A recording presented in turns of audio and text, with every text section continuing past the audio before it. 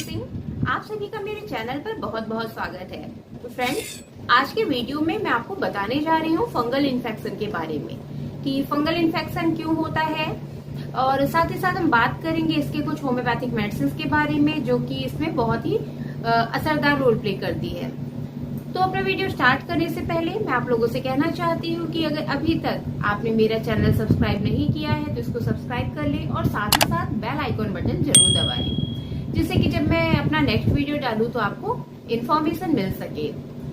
तो फ्रेंड्स, इस वीडियो को अंत तक जरूर देखें, जिससे कि आपको मेडिसिन के बारे में इंफॉर्मेशन मिल सके कि इसकी कौन कौन सी मेन मेडिसिन है जो कि आप यूज कर सकते हैं अगर आप इससे सफर कर रहे हैं तो स्टार्ट करते हैं। सबसे पहले हम जानेंगे कि फंगल इन्फेक्शन क्या है। जैसा कि आप सभी लोग जानते हैं कि हमारे वातावरण में बहुत तरह के जीवाणु मिलते हैं, पैरासाइट्स हैं, बैक्टीरिया है, वायरस है। तो उसी तरह से फंगल भी एक तरह का जीवाणु है जिसे आप नॉर्मल लैंग्वेज में कवक के नाम से जानते हैं। तो फंगस कहाँ होता है? अगर कोई गर्म चीज है, जैसे आपने कोई गर्म चीज है उस पे नमी आ जाए, आपने रख दिया गर्म चीज को ढक करके, उसमें नमी आ गई है तो उस सीलन से वहां पर फंगस धीरे धीरे फंगस हो जाएगा। सेम वही प्रोसेस हमारी बॉडी के साथ भी होता है। मीन्स कि हम जिस एरिया में जो फोल्ड्स हैं हमारे, उनमें मेनली जैसे, क्योंकि बॉडी में कई पार्ट्स ऐसे होते हैं जो वार्म रहते हैं नेचुरली, और उसके साथ ही साथ वहां पर मॉइस्चर भी बना रहता है। मीन्स कि जैसे हमारी बॉडी की फोल्ड्स है, आपका आर्म पिट हो गया, मीन्स बगल का एरिया हो गया, ग्रोइन रीजन है, और लेग्स के जो आपका नी के पीछे का जो फोल्ड है उसमें हो सकता है, आपके एब्डोमेन पे हो सकता है, साथ ही साथ में नेक में हो सकता है। तो ये सब एक कॉमन एरिया है। इसके अलावा फेस पर भी मिल सकता है, नेल्स में होता है, पैरों में भी हो सकता है।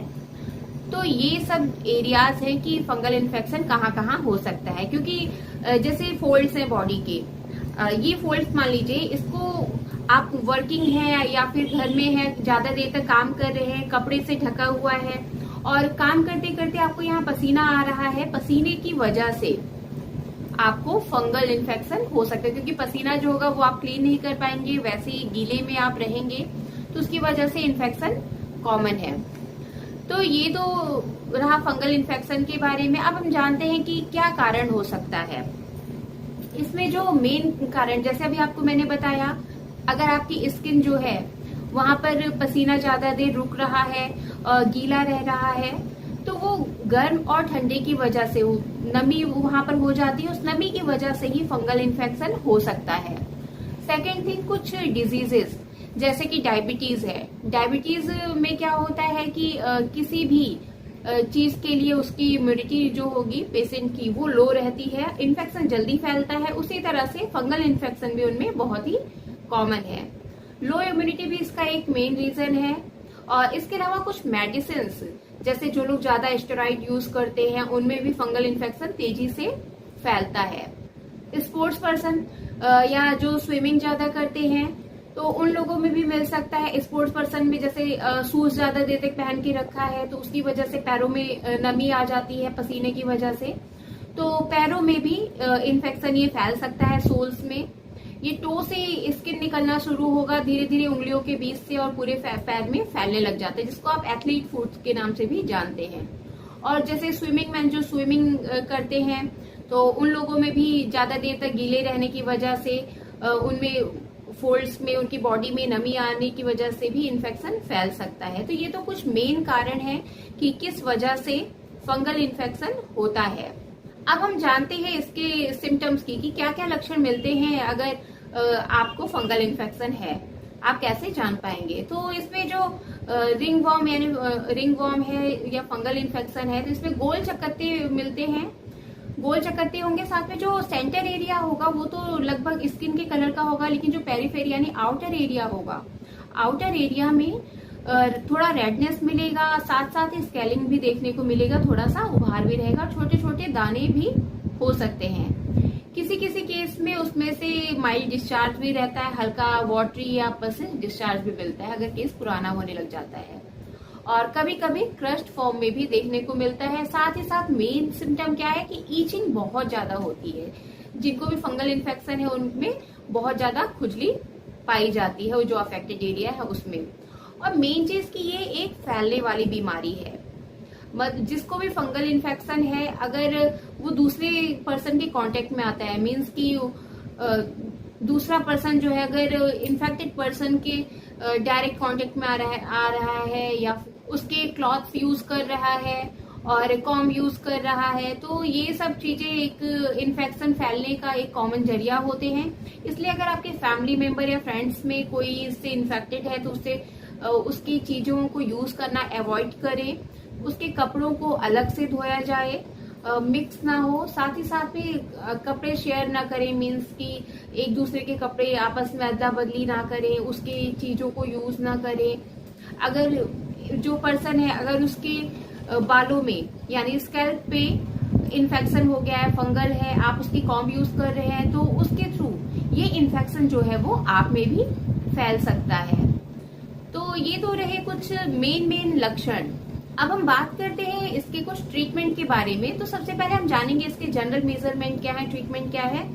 तो इसके लिए सबसे पहले मैं आपको एडवाइस करूंगी कि जो आप क्लॉथ्स पहन रहे हैं वो लूज क्लॉथ पहने। कॉटन क्लॉथ्स पहनेंगे तो ज्यादा बेस्ट रहेगा आपके लिए, क्योंकि कॉटन क्लॉथ्स में क्या है, जो पसीना होने के बाद वो जल्दी एब्जॉर्ब हो जाता है, वो सूख जाता है। तो इसलिए कॉटन क्लॉथ्स पहने। और सेकेंड थिंग कि टाइट क्लॉथ्स अवॉइड करें।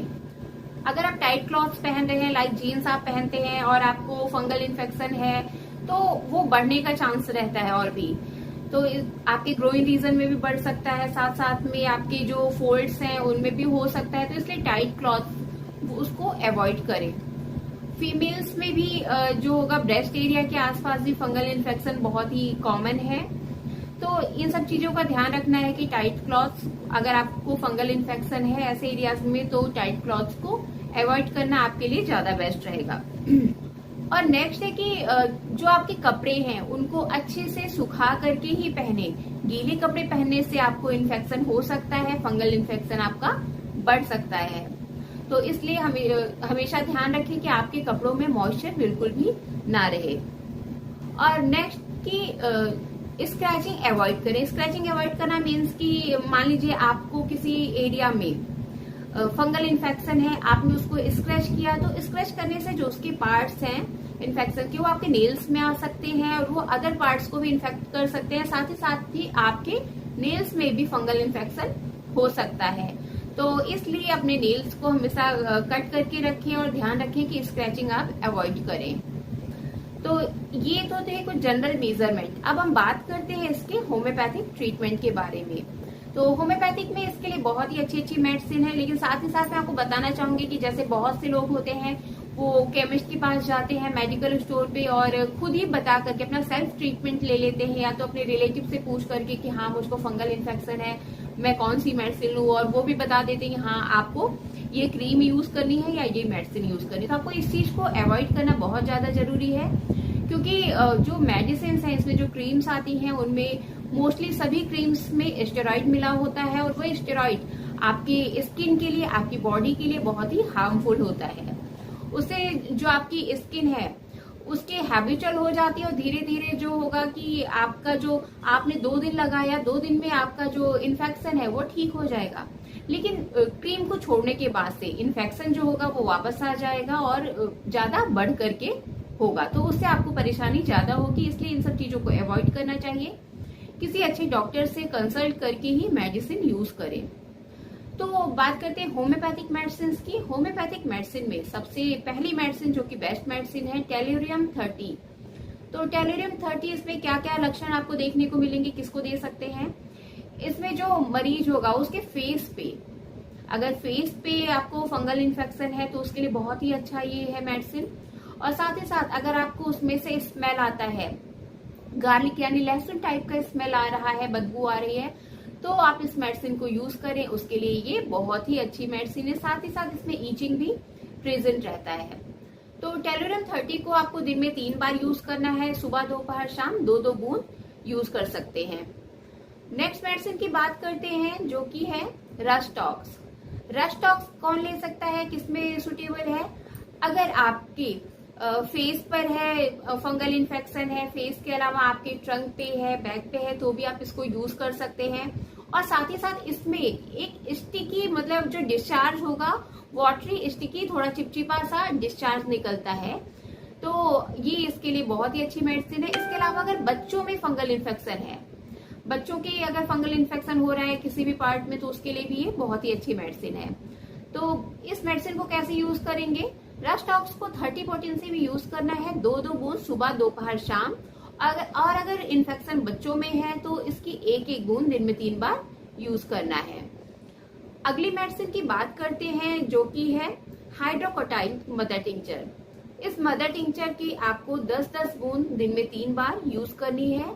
आपको 1/4 कप ल्यूकवार्म वाटर लेना है और उसमें इसकी 10 बूंद मेडिसिन की डाल करके दिन में 3 बार सुबह, दोपहर, शाम ले। तो ये मेडिसिन मेनली जो आपको फंगल इन्फेक्शन है, अगर वो क्रस्ट फॉर्म में है, मींस पपड़ी जैसे जम गया है, बॉडी के किसी पार्ट में है उसमें पपड़ी है जमी हुई है, आपके पेट पे हो, नेक पे हो, या किसी पार्ट में है, ग्रोइन में है, तो उसके लिए आप इसको ले सकते हैं। इसके लिए बहुत ही अच्छी मेडिसिन है। तो आपको मैं बता चुकी हूँ कि इसकी 10-10 बूंद आपको दिन में 3 बार गुनगुने पानी में 1/4 कप पानी लेकर के उसमें डाल के यूज करना है। नेक्स्ट मेडिसिन जो कि बहुत ही अच्छी मेडिसिन है, सीपिया। सीपिया को भी आपको 30 पोटेंसी में यूज करना है।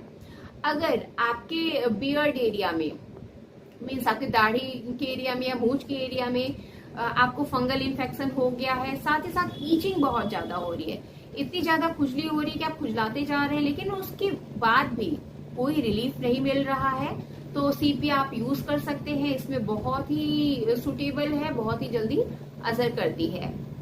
और मेन चीज की ये जो है एक आपको जैसे अभी इस सीजन में स्प्रिंग सीजन चल रहा है तो आपको फंगल इन्फेक्शन हो गया है, नेक्स्ट जब मौसम आएगा तो आपको फिर दोबारा रिअपेयर हो जाएगा इन्फेक्शन। तो इसमें भी आप सीपिया यूज कर सकते हैं 30 पोटेंसी में, 2-2 बूंद सुबह, दोपहर, शाम। अगली मेडिसिन है डलका मारा। डलका मारा इसके लिए बहुत ही अच्छी मेडिसिन है। अगर आपको हेड यानी स्कैल्प पे अगर आपको फंगल इन्फेक्शन है तो उसके लिए आप इसको यूज कर सकते हैं। इसमें भी ईचिंग बहुत ज्यादा होती है और ईचिंग इतनी ज्यादा होगी, खुजलाते उसमें से ब्लड निकलने लग जाएगा, इतनी ज्यादा ईचिंग होती है। अगर आपको ऐसी परेशानी है, स्कैल्प के अलावा अगर आपको किसी भी फोल्ड्स में हो रहा है, ग्रोइन रीजन में है, बैक पे है, फेस पे है, तो इसके लिए ये बहुत ही अच्छी मेडिसिन है। तो डलका मारा को भी 30 पोटेंसी में यूज करना है, 2-2 बूंद सुबह, दोपहर, शाम आप इसका ले सकते हैं। इसके साथ ही साथ मैं आपको एडवाइस करूंगी रैकवेक कंपनी का R82।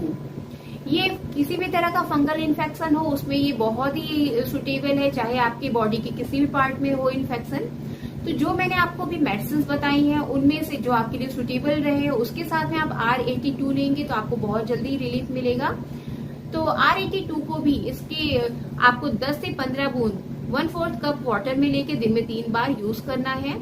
तो ये तो थी होम्योपैथिक मेडिसिन जो कि इसमें बहुत ही अच्छी है इसके लिए, फंगल इन्फेक्शन के लिए, अगर आपको इस तरह की कोई परेशानी है तो आज की वीडियो में बस इतना ही। अगर आपको मेरा वीडियो पसंद आया है तो इसको लाइक करें, शेयर करें और साथ ही साथ अगर अभी तक आपने मेरा चैनल सब्सक्राइब नहीं किया है तो इसको सब्सक्राइब कर लें। अगर कोई क्वेरी है तो आप मुझे मैसेज कीजिए, मैं आपको रिप्लाई करूंगी। और मिलते हैं फिर नेक्स्ट वीडियो में। Thank you, bye bye.